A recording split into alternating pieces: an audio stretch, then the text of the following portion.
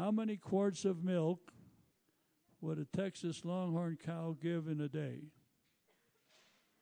Let you think about that for a while.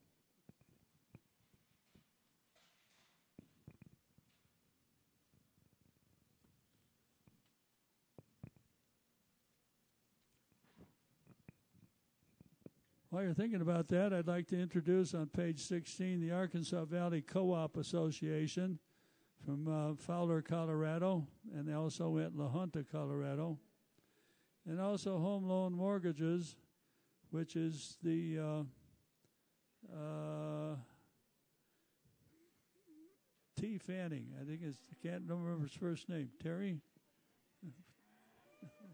Huh? Just T, huh? Just T. Fanning. T. Fanning. He's a son-in-law of Karen and Kenny Richardson. Okay, anybody think about how many quarts of milk would a Texas Longhorn cow give in a day? The answer is none. Cows do not give milk. You have to take it from them.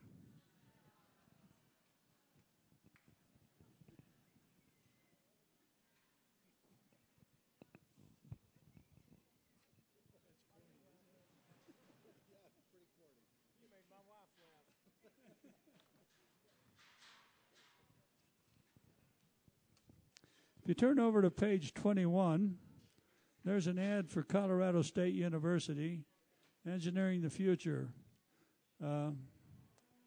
This Colorado State University was the grandstand or land grant college of Colorado, and just recently, the Walter Scott Jr. and his wife gave a very large gift to Colorado State for purposes of, number one, building a new engineering building, and secondly, a major part of it is for scholarships and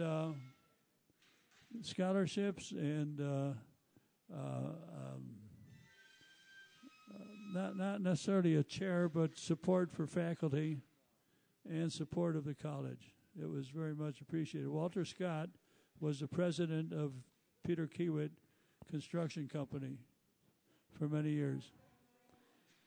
And on page 21, there are two small little ads.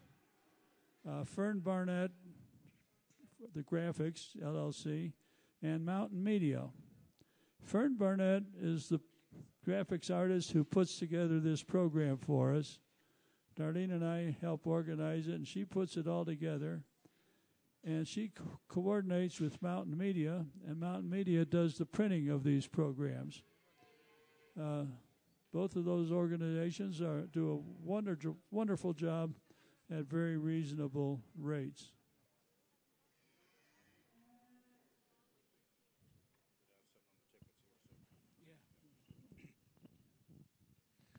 Okay, those of you that haven't got your tickets for the drawing yet, we are getting very close to having last call. In fact, this is it. If you haven't got any tickets for the drawing, again, it's 50-50. 50% of the money goes to the youth, 50% goes back to the people. So far, they've sold over $200 worth of tickets. So we know you're going to get at least $100. The more tickets bought now, the more money will be given out.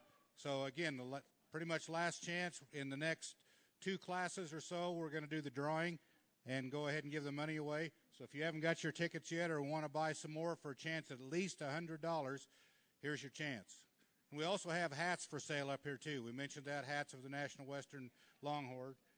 So if you need some of that stuff, make sure and let us know here.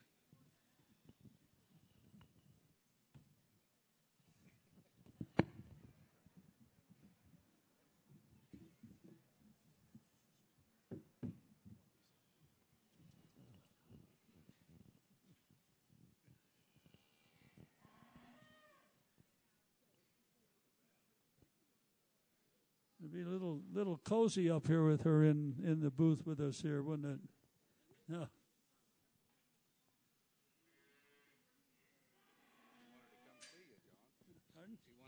see you.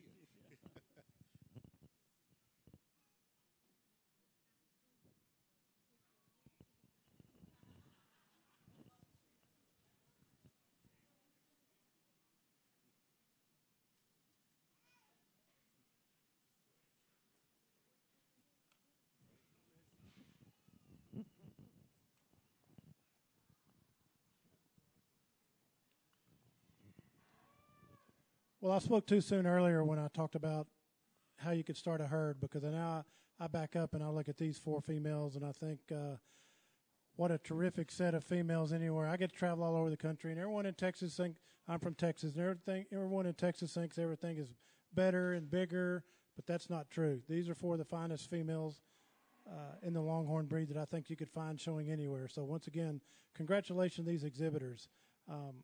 I hope everyone, if we've gone through our championship drive here to get through our senior heifers, I hope everyone can kind of stand back and look at the kind of cattle that I like, what I've pulled, how they have to have a uniform look to them. And I think if we look at these heifers, they're all extremely long and smooth and tall. They're extremely feminine down from their head to their neck over their shoulders, and they just fit what I think Longhorn female ought to look like. So I'm very pleased with where we've become. So with that, I'm going to announce our champion non-haltered senior heifer, and that's going to be our 75 right here in the corner with this beautiful heifer calf and this udder.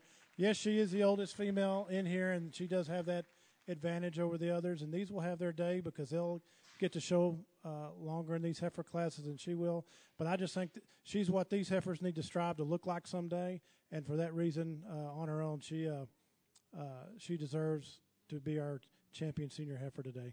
Now we will bring in the second in her class, and we will choose our reserve champion senior heifer.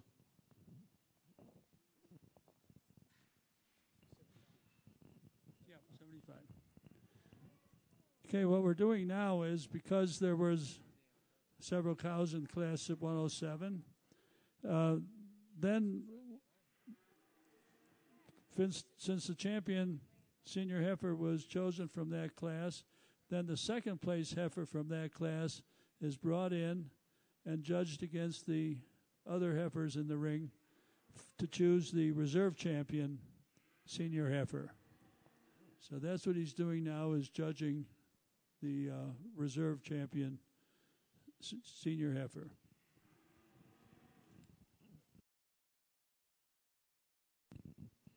The champion non-holder in this class is number 75, Sagebrush Sally, owned by John and Darlene Nelson from Wellington, Colorado.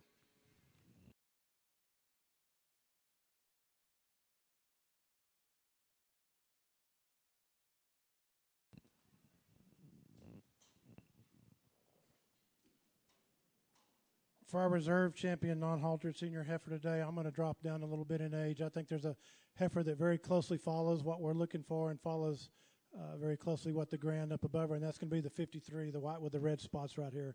I think this heifer she's doing right now just sets up a terrific profile, and when you look at everything she has to offer the Longhorn industry, her completeness of her structure, her form, her color, her horns, I think she's just a young female to be reckoned with, and will have a great future in front of her, not only as a mama cow, but also in the show arena if the owners continue to do so.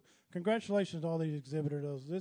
As I said, this is a great set of Longhorn females.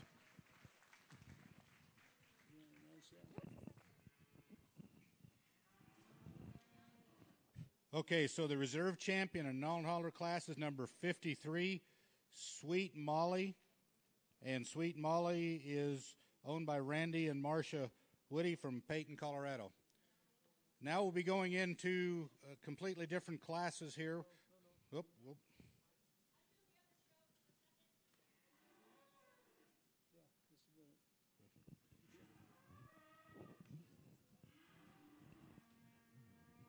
Okay, after this, we're going to choose the grand champion heifer.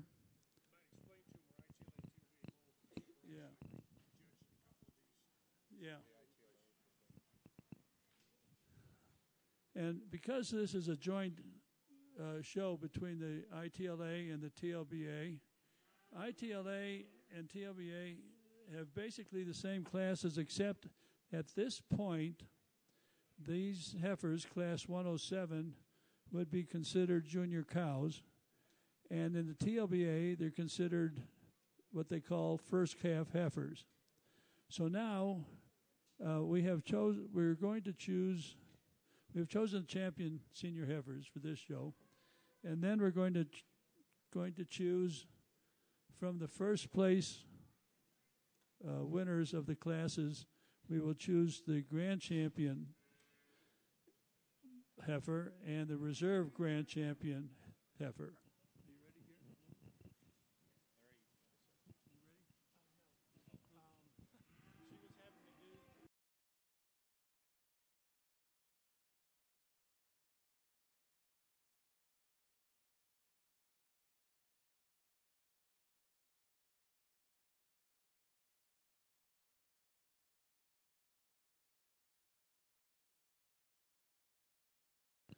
Okay, what the judge just did was he went in and then he judged, because at this point there is that junction that I told you about. He judged those heifers that are just TLBA heifers separately from those heifers that are ITLA heifers, registered ITLA heifers. So at this one point it gets a little confusing, but this is the way we could work it out and manage to have a joint show. This is the only show, I think the only show in the United States that is a joint ITLA and TLBA show. Shows it can be done, shows that we can cooperate and work together. So it's very good.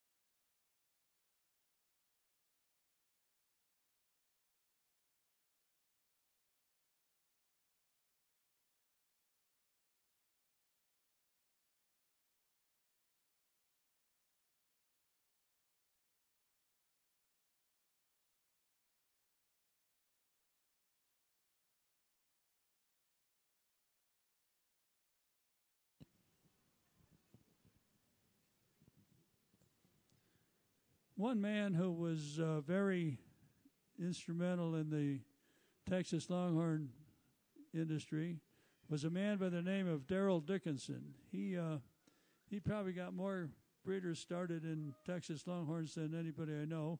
He got us started, and he was in Colorado, down by Calhan, and he decided to move to Ohio. So he's in Barnesville, Ohio. But on the inside back cover of your program is a nice ad showing some of the cattle from Dickinson Cattle Company. Where we are now is a selection of our grand champion non-haltered and reserve champion non-haltered heifer.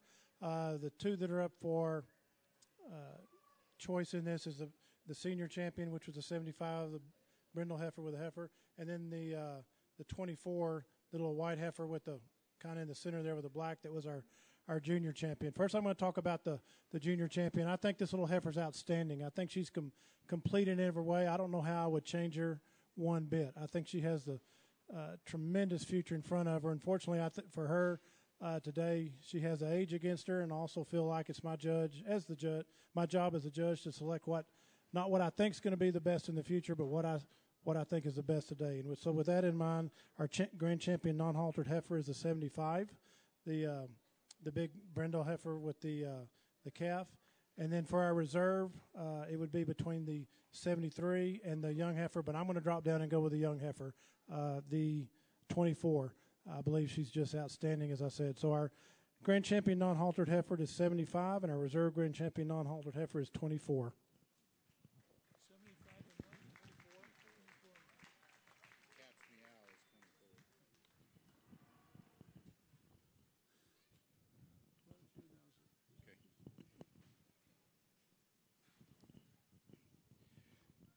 Okay, in our senior non-haltered heifer class, the grand champion is number 75, Sagebrush Sally, who is John and Darlene Nelson out of Wellington, Colorado.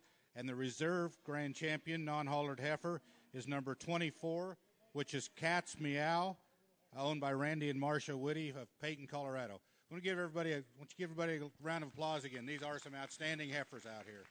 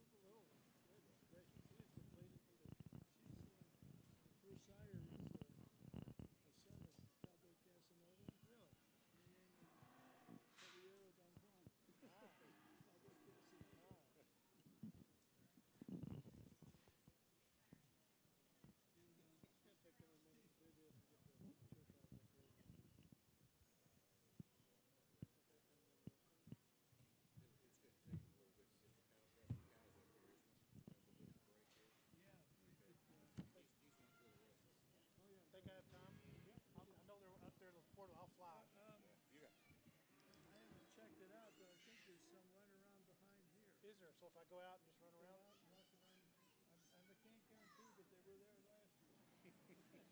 I think there are, but you say that.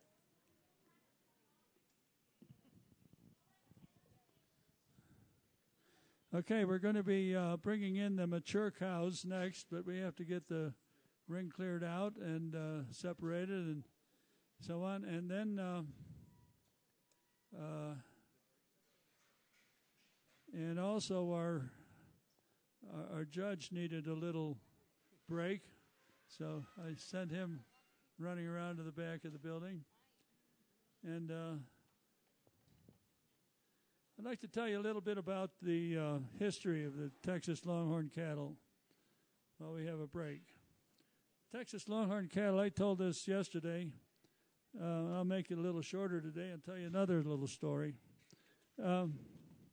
Texas Longhorn cattle were brought originally by the Spanish to the New World.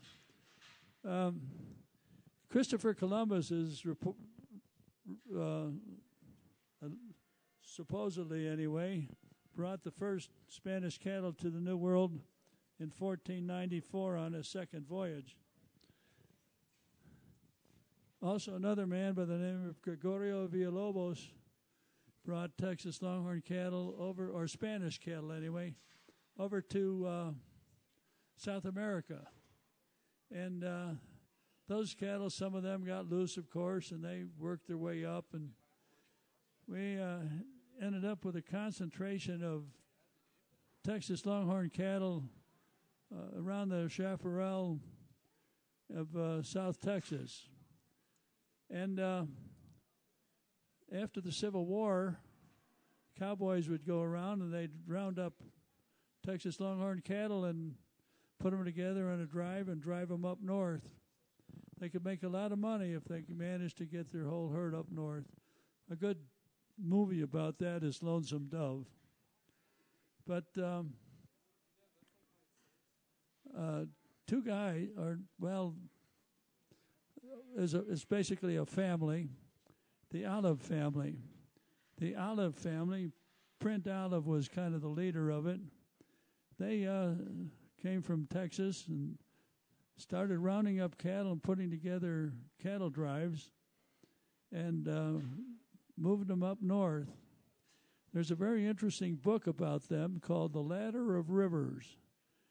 It's called The Ladder of Rivers because for the cattle drives, to bring the cattle up to the north, the thing that was each stopping point was the next river. The Brazos, the Canadian, Pecos, Arkansas River, and on up. And each time they had to cross a river, that was a major doing to get the cattle across the river. And so the Olive brothers ended up in Nebraska between the South Loop and the North Loop rivers. And they were there for quite a few years, but one year they lost a major part of their herd because of the blizzards and so on. One of the things that was really bad for the cattle in the winter then was if they had snow, and then you'd get a sunny period, and the snow on the top would melt rather, and then freeze again. You'd have a snow with a layer of ice on it. As the cattle tried to walk through that snow, the ice would cut the skin and cut their legs, and that made it very hard for the cattle. Okay, this is the moment you've all been waiting for. I'll let Mark take care of this. Well, we're on the verge to do the drawing here for the 50-50 program. They are counting the money to make exactly sure that everything's right. Here we've got a little volunteer to come up here and pull a number out. This is Claire.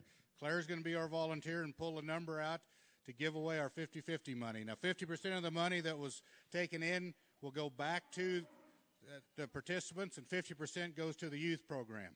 And here is the drawing. She's going to pull us out a number in a blue ticket.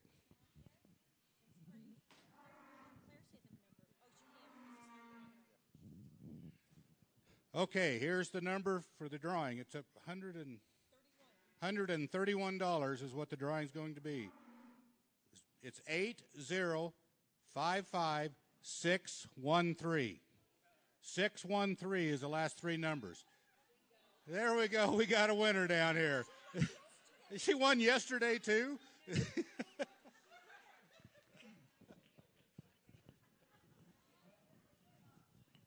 See, I told you can make a lot of money at it.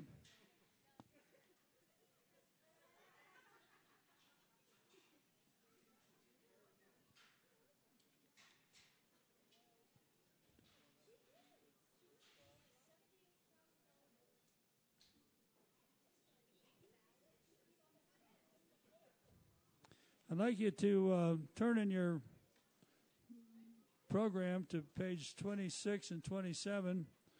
There's a nice ad for Fossil Creek Longhorns. Kenny and Karen Richardson, who were sponsors of the youth show yesterday. And also on that page is the Fowler State Bank in Fowler, Colorado. They have been faithful supporters of our show pretty much since we got this thing rolling. And that page also lists all of our exhibitors. On the next page, page 28, is the 7-Eleven Ranch. The 7-Eleven Ranch was it's owned by T.J. and Tammy Farnsworth. T.J.'s father was a man by the name of Darrell Farnsworth, who was pretty well known within the ITLA. He was a good friend of mine, and I was proud to be able to call him a friend. He was a great guy, had a great sense of humor. Unfortunately, he ran a crusher at a gravel pit for too many years and passed away not too long ago. Also on that page is an ad for the Tin Cup Ranch. That's Jeff and Jordan Widows. They have some cattle in the show here, and they're around here somewhere. And they're just getting started in that. That bull that's shown on that ad is a bull named Top Shooter. At 3 years of age, he was 80 inches tip to tip. Quite a bull. And also on that page is an ad for the First National Bank of Fowler, Colorado. Good old agricultural bank. If we turn the page, there's an ad for the Wildfire Ranch, Nikki Adams and Fane McDowell from Colorado Springs. Oh, do we have a class? Yeah. Okay. Well, I was waiting for the next class to come in, but they sidelined me. this is a single class, and the cow is in the pen right here. That cow with the calf, and I'll pass it over to Larry. Thank you. I apologize. Everyone may not get to see her as well because she's certainly worth seeing, but they already had her in this little pen, and I said that was fine, so we could move on with the show. Lot 81 is a single entry in Class 108. Big, powerful female to only be 4 years old to be this large and this much frame, this much size. What we really appreciate her is a cow that carries this much depth of rib and this much leg, this much height, and I've talked about before, still retain her femininity. Look how nice and sweet a neck and shoulder she has. Beautiful set of horns on top. Just a very, very classic female for only 4 years old. Certainly we appreciate, and I hate it she didn't have any competition because I know she would have done extremely well.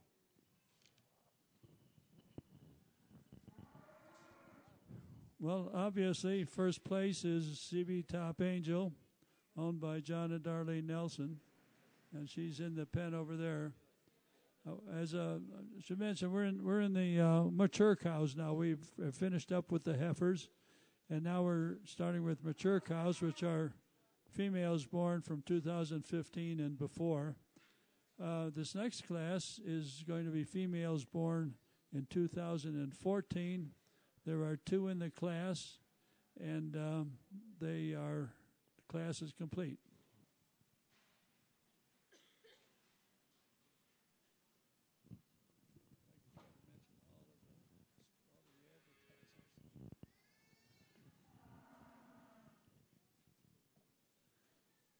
Also on page 31 are 2 ads for the Mountain States Texas Longhorn Association and the Mountains and Plains Texas Longhorn Association. The Mountain States Texas Longhorn Association is an affiliate of the International Texas Longhorn Association in Glen Rose, Texas. If you want information, the contact information for Darlene is down there.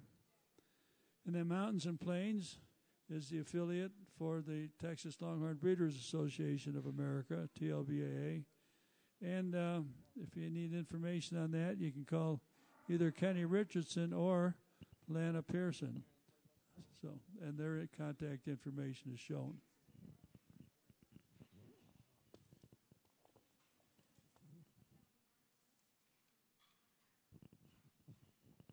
Two very strong, powerful females for our Class 109. I think these are outstanding. If someone wants to close the gate, that's going to be our first place. I guess you already knew it. Number 92 is going to be our first place. The female there without the calf. As I said before, it's really difficult judging cows with calves without calves. But I think, and what I like to do is try to look at the females. And I think once you get this side profile that you're looking at this nice female over here, tremendously feminine female, but she can be powerful at the same time. Look at her depth of rib, and for the non-cattle folks, that's from the top of their back to their stomach. Just look at how much room she's got there, and that's what we're looking for in females that can have a lot of capacity, carry that calf, travel a long distance, and so forth.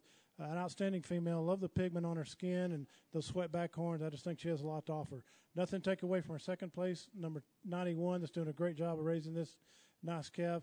Long female, very tall, beautiful color. You get up close, you can see all this different coloration underneath on her hide there, pigment in her skin.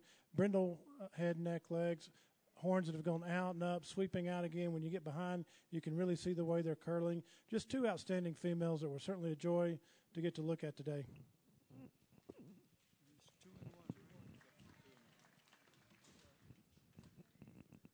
Okay, first place there was Windy Point Penelope, owned by Lana Pearson of Fowler, Colorado. And second place was Windy Point Santuza, owned by Lana Pearson, Colorado.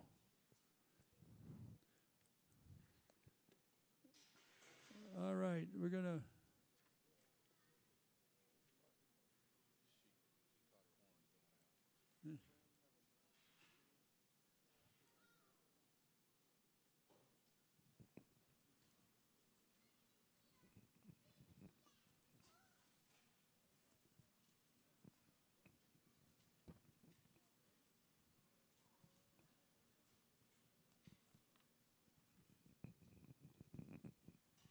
If you turn to page 24, there's a real cute picture of a couple of cows heading for water on a hot summer day.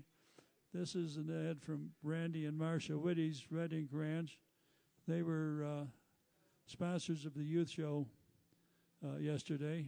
We, as I mentioned, Randy and Marcia have been very active in the Texas Longhorn business for quite a few years.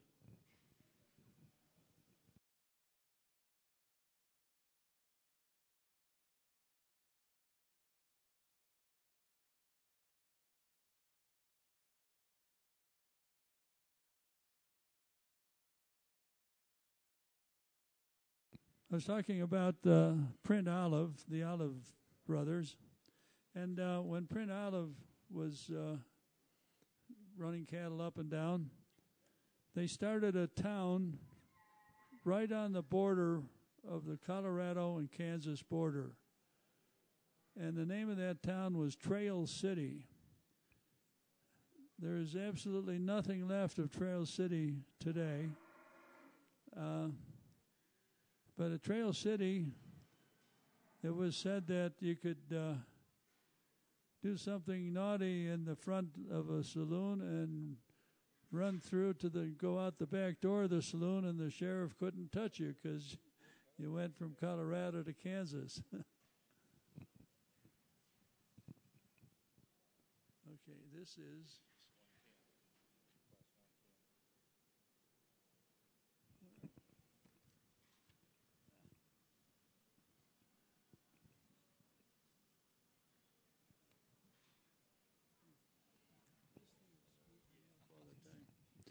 Okay, this is Class 110, females born in 2012 and 2013. There are 4 entries in the class, and the class is complete.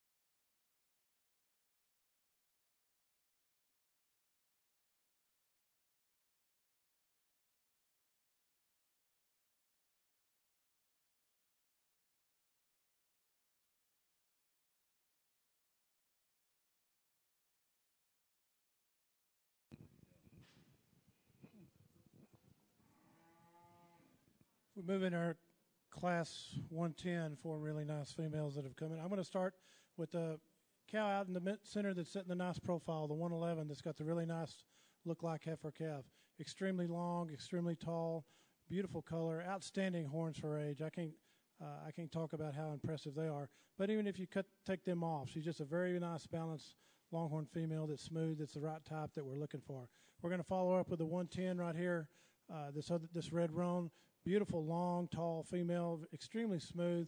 Horns are out, up, already starting to twist out. Certainly appreciate her femininity if we look at her head and her neck. One of the prettiest heads we've seen, I think, all day is what we're looking for in a Longhorn female head. Third place, we go with the 112, the big white cow right here. Tremendous depth of rib, tremendous volume, long, tall, straight. A lot of black pigment underneath that hide. I'm sure she throws calves of all colors with all the black that's underneath. They're a very nice female. And then going to follow up with the 113, the female. I believe that's correct. On the far end, yes, far end down there, the black and white. Female that's beautiful colored with the black spots all over, a lot of horn, very long, tall, a lot of daylight, a lot of leg. We can certainly appreciate the leg on that female and what she brings us today. 4 really super mature cows as we get into these bigger cows and nicer horns. They're a joy to look at.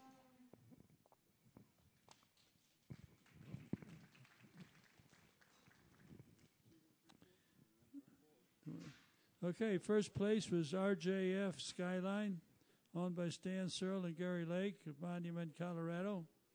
Second place was Mandolin Rain, owned by Chris Johnson of Bighorn, Wyoming. Third place was TC Sugar and Spice, owned by Nikki Adams and Fane McDowell. And fourth place was Gray Cloud 22, owned by Barb Fillmore of Elbert, Colorado.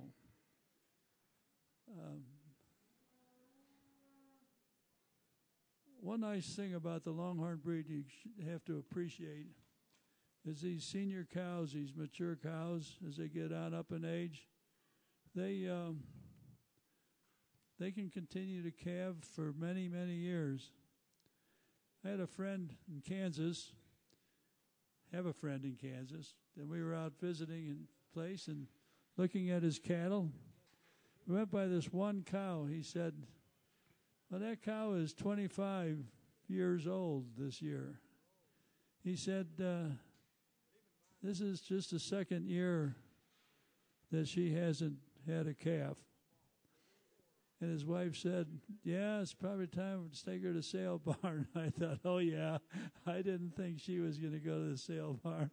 I knew my friend. I know she was going to be around in the pasture for quite a while. All right, here's another quiz for all of you. I want all of you to think about this. Now, some of you know the answer, so don't shout it out, but here it is. How many steers were born in Colorado last year? Think about that. Nikki got the answer this time. The answer is 0, because they weren't born as steers. They were born as bulls and became steers later on.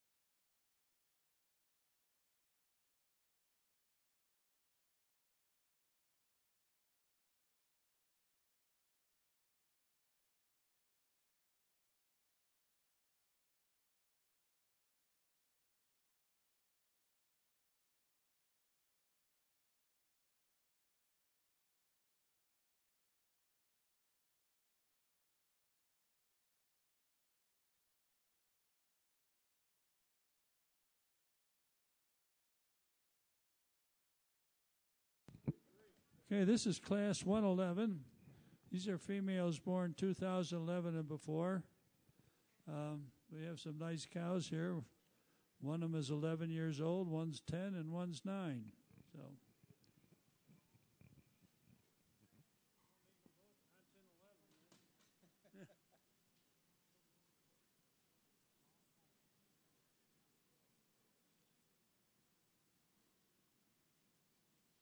I don't know what that one cow's been eating. Jeez.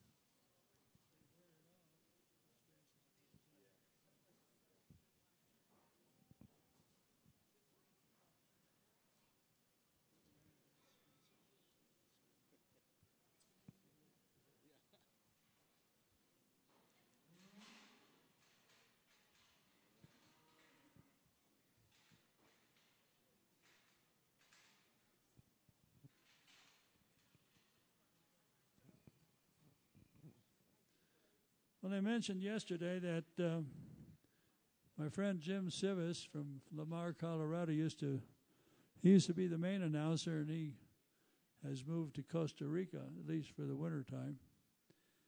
But anyway, he explained to me the difference between how plains cowboys and mountain cowboys buckle their spurs differently. And he says that the plains cowboys will buckle their spurs with the buckle on the outside so that they don't interact with each other when they're walking. But a mountain cowboy, he buckles his spurs on the inside side of his boots so that the buckles don't catch as they ride through brush and thickets or things like that. I don't know if there's any truth to that, but he claims it is. So, be an interesting thing to notice.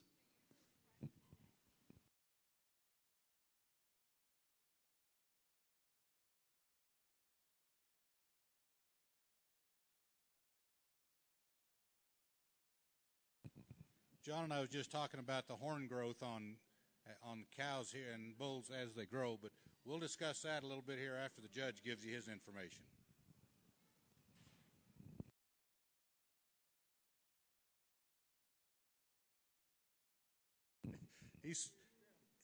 He says we're making him work pretty hard on this class. This is a tight class for him.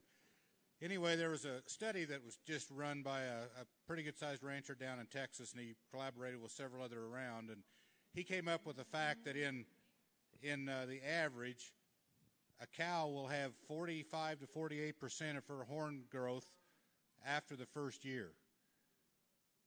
Then, after the second year, she's pushing 75 to 78%. Then on up to at 5 years, she's got 98% of her growth. So as you can see in these cattle, they're pretty mature. They've got most of their horn growth.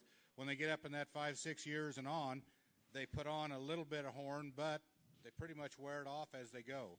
So I thought that was interesting. Now, he says in bulls, they have 50% of their horn growth by the time they're a year old. Of course, genetics has some to play with that, and also, what they eat and the environment they're in has some to play with it, too. And if you notice, some of these cattle come in here, especially the more mature cattle, they run and jump and carry on. Well, they've been pinned up out here in small pens for 3-4 days, and these are cattle that like to roam. When you see them out in the pastures and you see them out eating, they're not like standard beef cattle, so to say. They'll get in one area and stand and eat. They're always moving.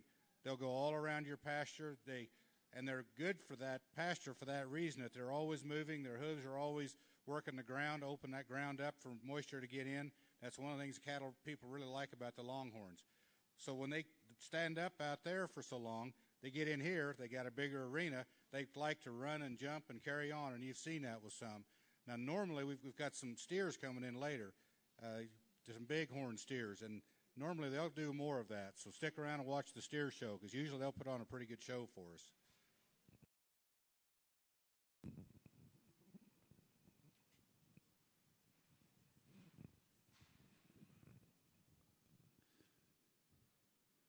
I was talking about after the Civil War, they started running cattle up to the railheads and shipping them east. Well, then along came other breeds of cattle, Herefords, Angus, from other parts of the world. And those cattle had more fat than these. These were wild cattle. And you'll notice the Longhorns don't, marble out like the Herefords and that do. We saw a Hereford cow being led down the alleyway this morning, and I said, boy, they sure look different than these. But people wanted the fat from those cows for tallow, and so Longhorns started to run out of favor. I'm going to pass this on to the judge. Absolutely 3 phenomenal females. What a blessing to be able to stand in the arena and as a judge certainly earn money on this class. Just as a side note, this is what's so outstanding about the Texas Longhorn breed. Any other breed, they probably wouldn't be standing here today because they're done at 8, 9, 10 years old. And these 3 females are still in production and still blowing and going, and that's an attribute. Before I announce my class winner, I'd like to preface it with, and I know a judge not supposed to say this, but I think these cows deserve it. I think these cows could go any way, any time with any different judge. I think all three of them are outstanding. With that, first place is going to be the 116, the cow on the far end against the fence over there. I think she's just a powerful female that you look at her height, her size, her length, for her age, the twist, the horn she has, extremely feminine. I love the daylight underneath her at this age, that she's still able to carry her weight and carry her stride like that. I think she's just an outstanding female. Follow her up in second place is going to be our speckled female down here, the 115. I think she has everything we can ask for in a Longhorn female. She has color, she has high size, she has beautiful horns. You can't get away from that outstanding color, as I said. Look at her feminine neck. She got a little bit of a limp, but I'm not holding that against her on her right front there. That could happen to anyone out in these pens or coming up on these the trailer ride. I think when you look at her on her side stretch when she stands, just a beautiful profile. And then I have female that I look at her and I go, good grief, how could that be third place? What an outstanding female. And when she sets that profile like she has right now, the 114 cow, tremendous set of horns, especially when you get behind and look at them from the back. Just three outstanding females. I hope all these exhibitors are pleased with what they have in their breeding programs, because they've done a terrific job.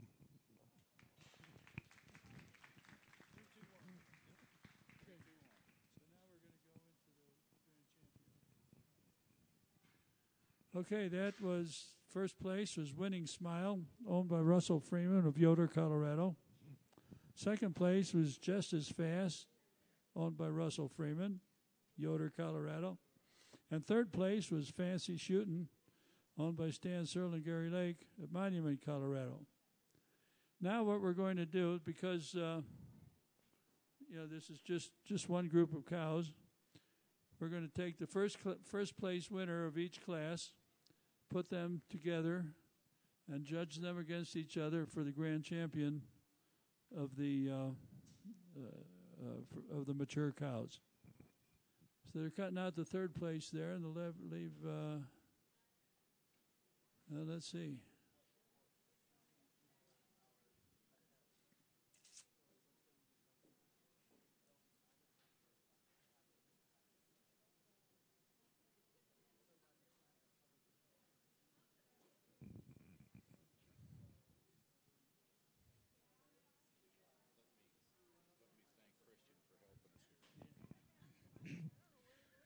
You know, at these stock shows, it takes a lot of work and a lot of effort to put things on. I think some of the group that sometimes doesn't always get the recognition is the people that come up here and help us keep the computer running and everything.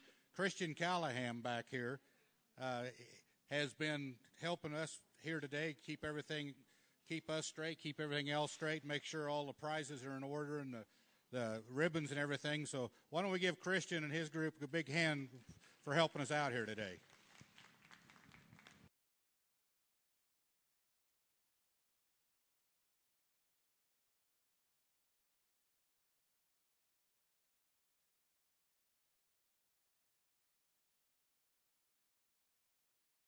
Okay, now we have all the first place winners of each class in the ring. And from this, they will choose the grand champion mature cow. And then after that, they'll bring in the second place winner of the class from which the grand champion comes. And then they will be judged against the other three for the reserve grand champion. The sponsor of the Grand Champion Mature Cow Buckle is Colorado State University, and I've talked to you about them previously.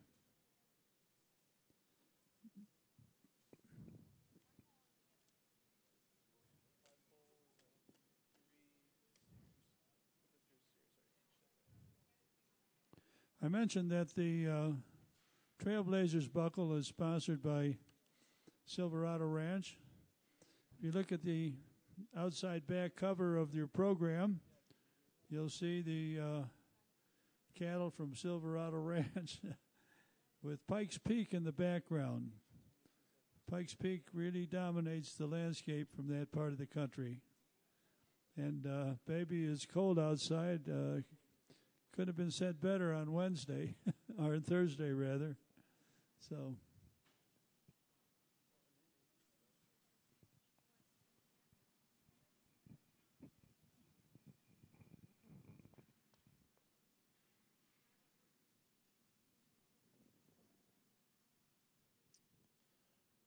Four truly outstanding females in the arena now for the selection of our grand champion non-haltered mature cow.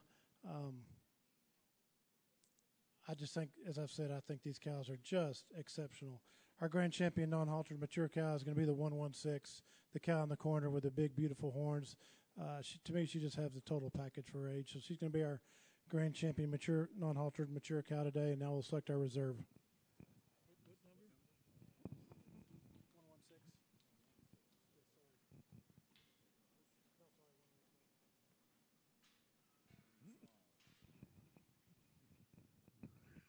Okay, the grand champion mature cow is number 116, the Winning Smile, owned by Russell Freeman of Yoder, Colorado.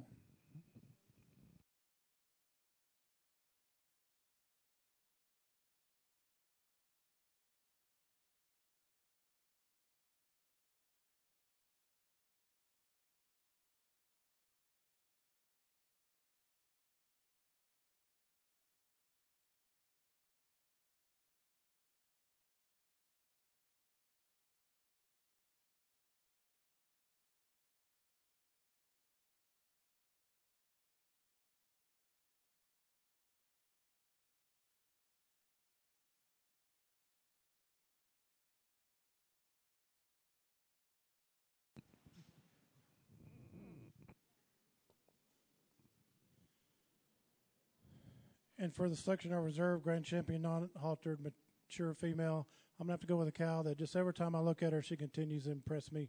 And I feel like she's most deserving, and I'm going to leave it at that. And that is the 92, this cow looking at me right here. I think she's just picture perfect in all ways for her age and what she brings to the arena today.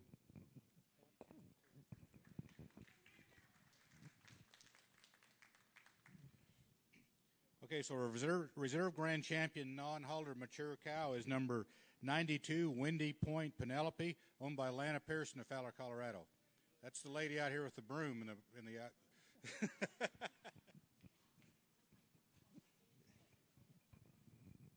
Oh, that's nice.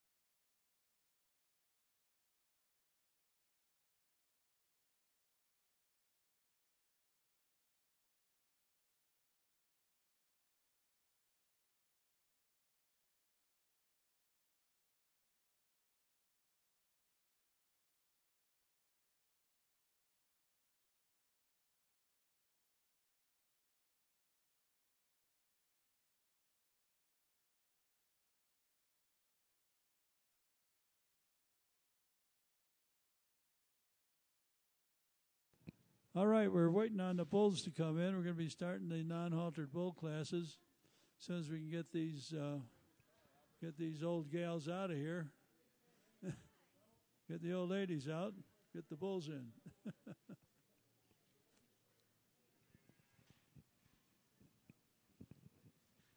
In your class 201, which is bulls born April 1st to June 30, 2018, there's going to be an addition, which will be number 9, lot 9. Now, I won't announce the name of that until after the class is judged.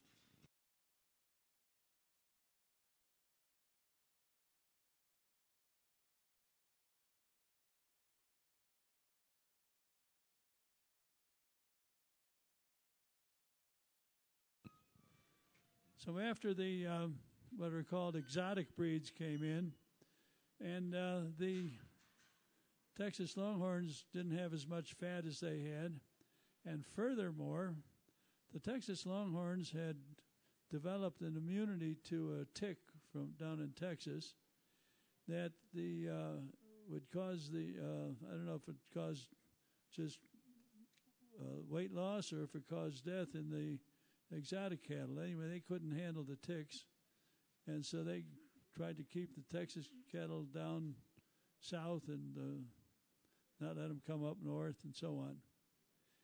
Well, and then these were called wild cattle, and the exotic breeds didn't want the Longhorns breeding with them. And people started to raise other brands of cattle, other breeds.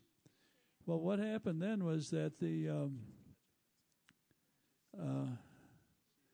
people, I think it was 1923, the U.S. government became concerned that perhaps the Texas Longhorn breed would become extinct. And they didn't want that to happen. So they gave some rangers, a couple rangers, and they gave them the task and a budget to put together a herd of purebred Texas Longhorn cattle, which they did.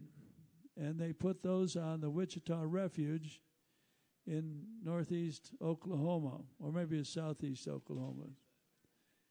Anyway, there's the government herd is the Wichita Refuge herd in Oklahoma. But there were, that herd was put together from 6 other families who had raised and maintained purebred Texas Longhorn cattle. I can remember some of them. There's the Butler breed, Peeler, Yates. Can't remember the others. But each one of those breeders had bred for a different thing. And one of the things that's interesting to note is that some of them have, some of the cattle have straighter horns that go pretty much laterally out and so on. Some have more twist than others. Others have horns that go up more. And anyway, this is class 201. These are bulls born April 1st to June 30, 2018. There's 4 bulls in the class, and the class is complete. So these are basically coming on yearling bulls.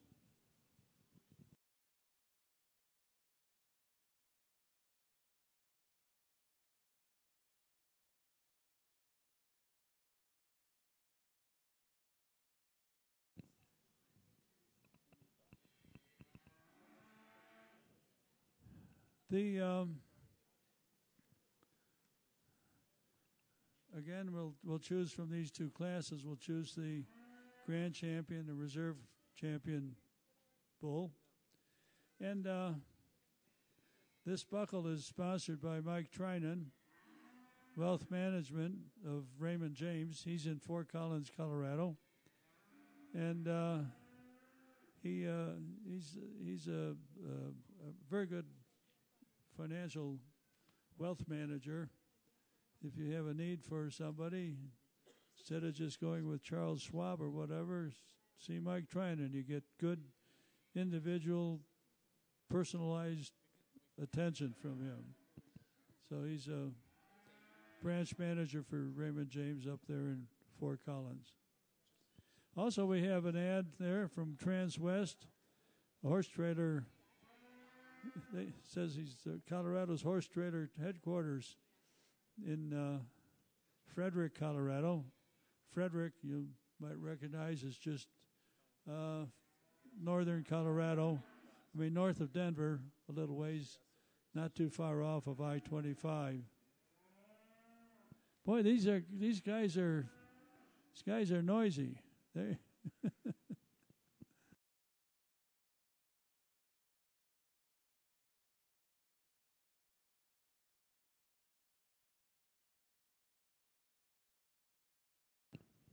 One thing on the shape of the horns, you try to kind of anticipate how the horn growth is going to go, especially even when they're a year old like this.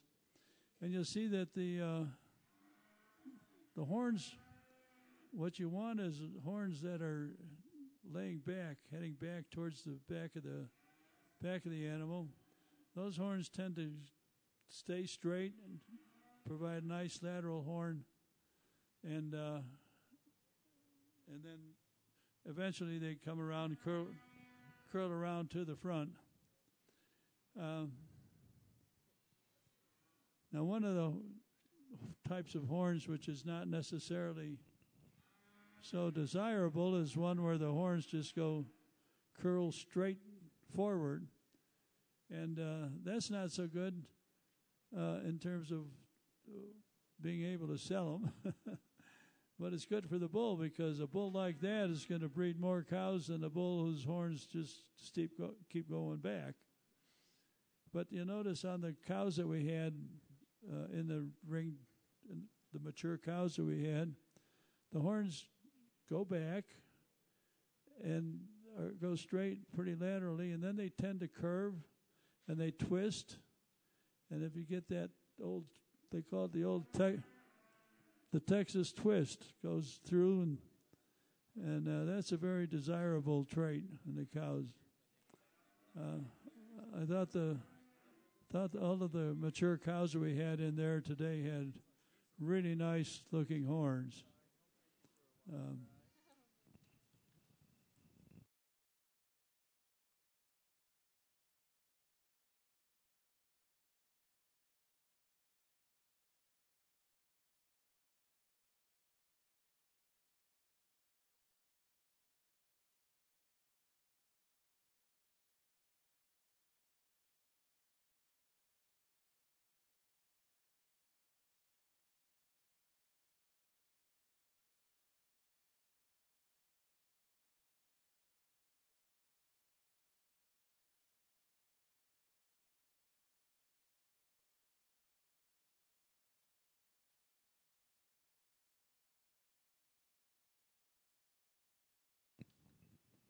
One thing that makes it kind of hard to judge at times is the fact that you have a younger cow being judged against an older cow. It's interesting that in this class of bulls, all of them are from April 2nd to April 24th, 22 days apart in age. So they're pretty much all the same age. They are exactly nearly the same age, and I think they're also extremely close in top. I think these are four really good bulls. It's a shame to even have to rank them, because I think all four of them bring an awful lot to the table. The way I'm going to rank them today is first place is going to be number 2. That's the white calf with the red spots on the standing looking at the fence. I think this guy's just really correct, very long, very straight. I love the amount of leg he's got at this young age. Nice flat lateral horns. I'm going to follow him up in second place. I went with the number 3, the red calf. Not the biggest, tallest calf in the crowd, but I think this calf has all the room in the world to grow. If you look at his leg and his build, I love his horns that are already kicked way back. That red calf right there, you kind of have to get him out and separate him, because he's not the biggest, deepest bodied calf in there. But when you get him out, he's really nice, long, tall, correct. He's got a lot of frame to build his masculinity as he comes into it. Third place, I have the number 1, the white calf with the black spots, extremely thick. I certainly like his depth of rib, his volume. To me, these young bulls are really hard to judge. It's going to take another several months to figure out who's going to be the cream of the crop and who's going to rise to the top. It was follow-up in number 4 is this dark grolier colored bull down here, and I think this bull out of the four may be the one that's to watch with that color. I think that's a very rare color, and he has tremendous horns that are already out and kicking back, and he's very long and very tall. Just four outstanding bulls. What a nice young class of bulls to get us started.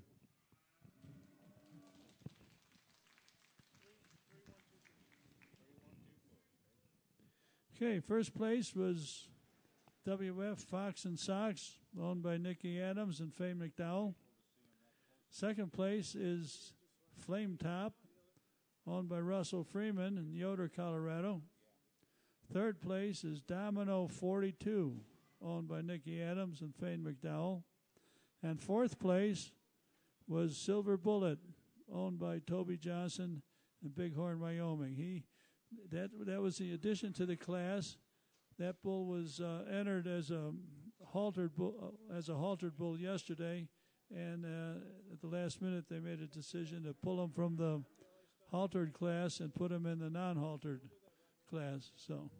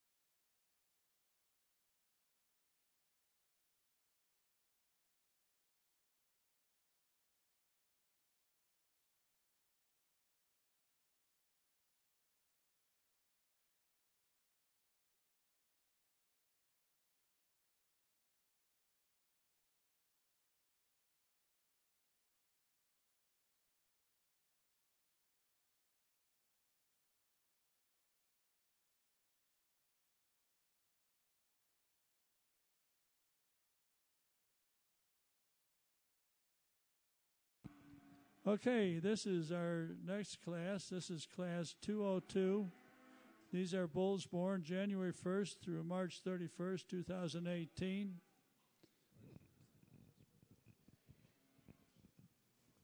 And then after this, we'll choose the first place of the two classes, and then we'll have our grand champion, and then we will have our second place will come in and choose a reserve champion.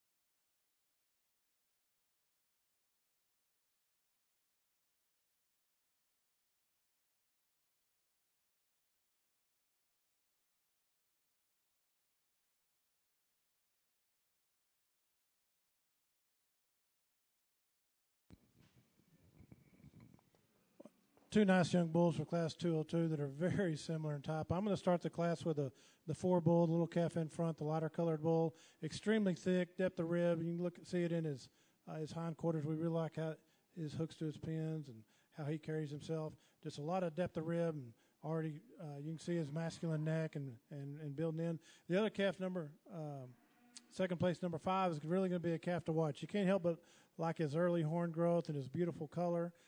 He's got a lot of leg and a tremendous amount of room to grow into a bull. So I think both these calves are outstanding herd sire potentials and going to be a lot of fun to watch in the future.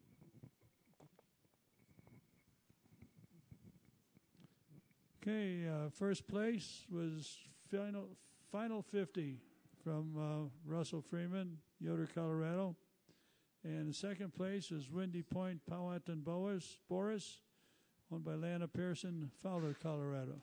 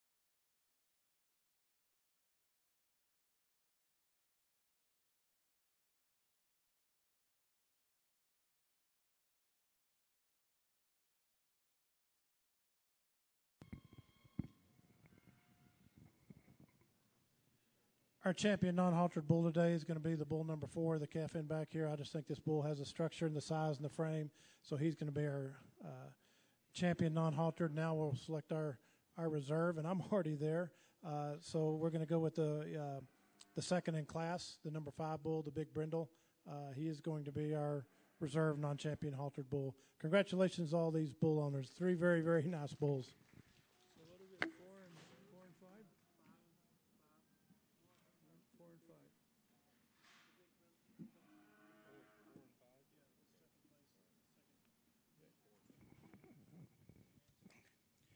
Okay, in our final bull class here, the grand champion non-haltered bull is number 4, final 50, owned by Russell Freeman from Yoder, Colorado. And the second place reserve champion bull is number 5, Windy Point, Powhatan Boris, owned by Lana Pearson of Fowler, Colorado. And that will conclude the bull class. Now we're going to be bringing in our steers, the ones I mentioned before, are liable to put on a show when they come in here and run and jump and snort around the arena. There's 3 classes of these. There's a single steer in each class, so we're going to bring all 3 steers in at the same time. Just 2?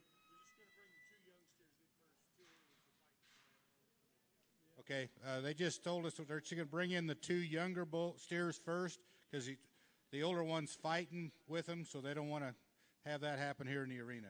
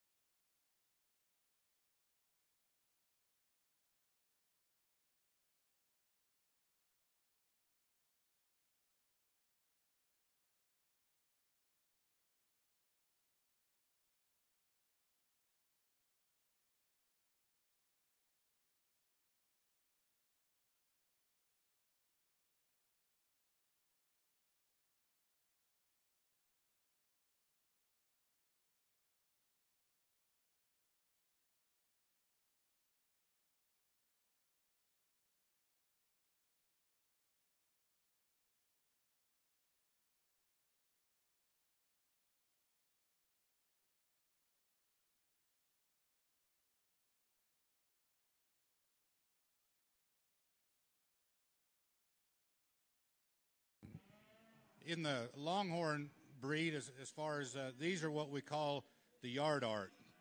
Steers are, once you steer a bull, they become quite a lot larger, and they also grow a lot bigger horns. So we call them yard art, and that's mainly what they're good for.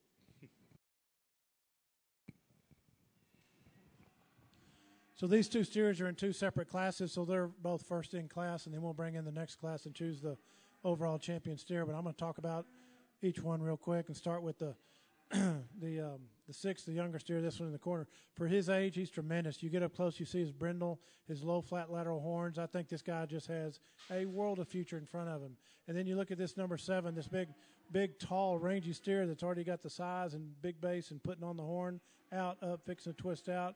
Beautiful color pattern. He's going to make a tremendous size steer when he's done. Just two phenomenal steers that, even though they're single entries in their class, we don't need any competition to know that they're really, really great. And then sure thank these exhibitors for bringing them.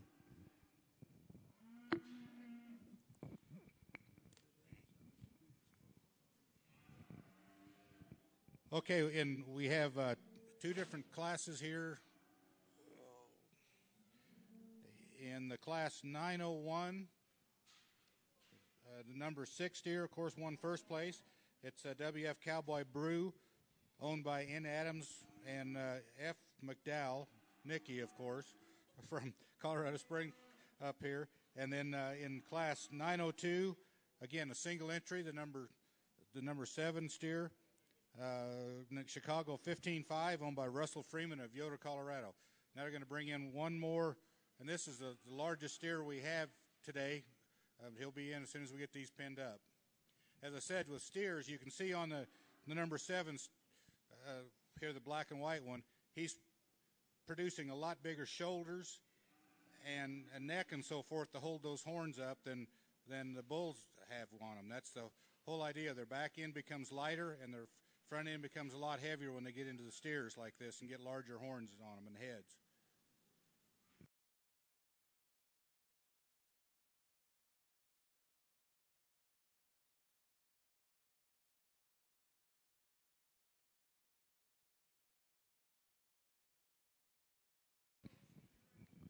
The sponsor of the champion steer buckle is Darlene and me of Clover Bloom Ranch. Our ad is on the inside front cover, so if you turn to the inside front cover, you'll see an ad for some of our cows at our home in Clover Bloom Ranch in Wellington. On that ad, I might add that down in the bottom we have a rock with a iron sculpture. That sculpture was given to us by our kids for our 50th wedding anniversary, which was almost 10 years ago.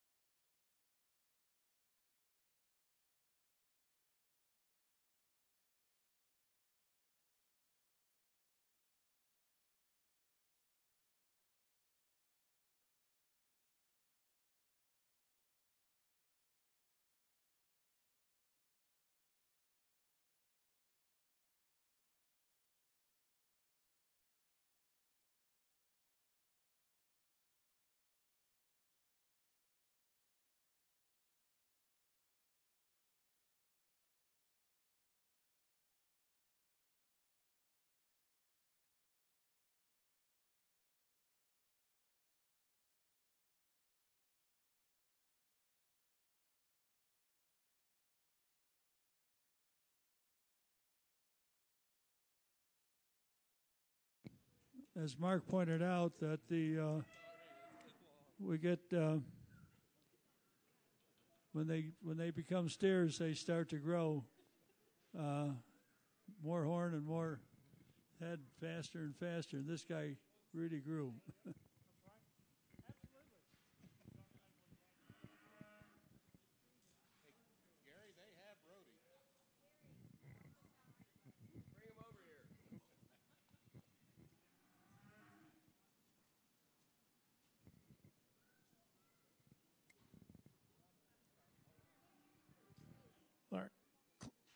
While everybody's taking pictures and admiring him, I'll talk about him real quick to wrap up our show. Class 904, the single entry, and I can't imagine another entry could have beat him. Once again, you don't have to have any competition. I think if you're not only a judge, but if you're just someone that loves looking at Longhorn steers, beautiful coloring, that roan, freckled all the way up his head and neck. He's as tall as you could ask for a Longhorn steer to be, tremendously big. Disposition. That's what we want in our Longhorn steers, so we can do things like this with them and have a terrific disposition. And then you top it all off with that kind of horn, which I was told it was 110 inches tip to tip. So he's truly phenomenal, very deservedly so. He's going to be our champion non-haltered steer, and then our reserve champion is going to be the number 6, the big black and white steer in the pen there on the left. So 3 great steers. They were a joy to see, and what a blessing to get to see this number 8 come in.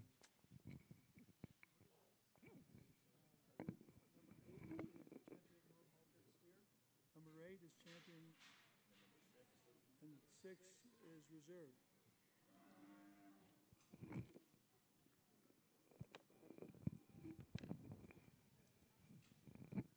Okay, champion steer is number 8. Number 7's reserved. Okay, oh, got you caught me. Had a mistake there. Champion steer is number 8, Jim Reeves, owned by Toby Johnson. And reserve champion is number 7, Chicago 15-5, owned by Russell Freeman of Yoder.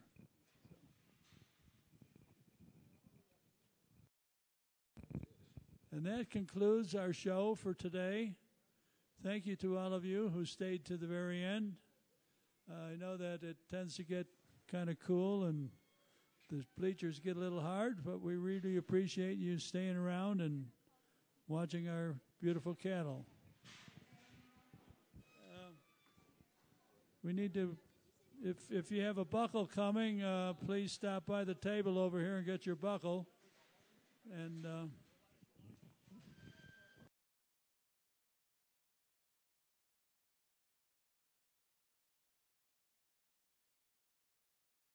hold on, everybody. Don't go away. Hold on. We got one more thing to do that I was reminded of, and I was reminded of this 5 minutes ago and forgot to say we have the Trailblazer Award that has to be presented.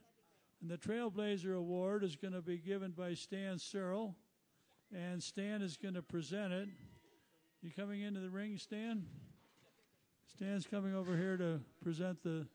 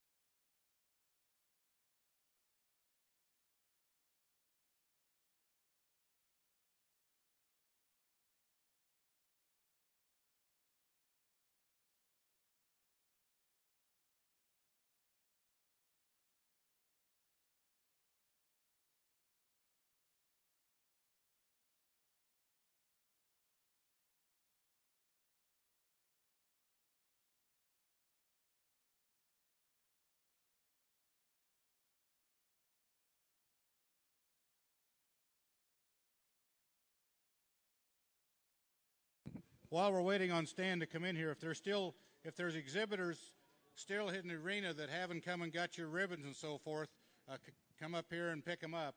They're all here for you to come get. Now, Stan's going to talk about the Trailblazer Award. Thank you very much. Several years ago, we decided we'd like to recognize people who made an unusual and exceptional contribution to the Texas Longhorn business, and especially through the showing of the cattle. And it's a rather complex method of selecting people, and we focus on folks that haven't been around in the business for 75 years and had a lot of opportunities to win awards and buckles.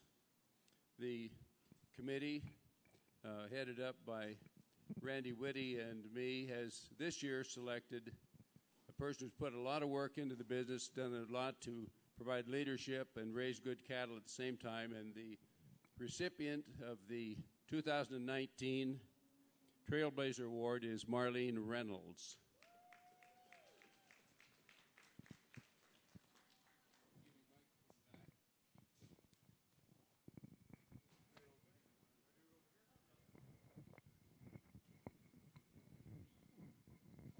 Okay, well, that does end our show, and thank you all for coming, and we'll see you next year.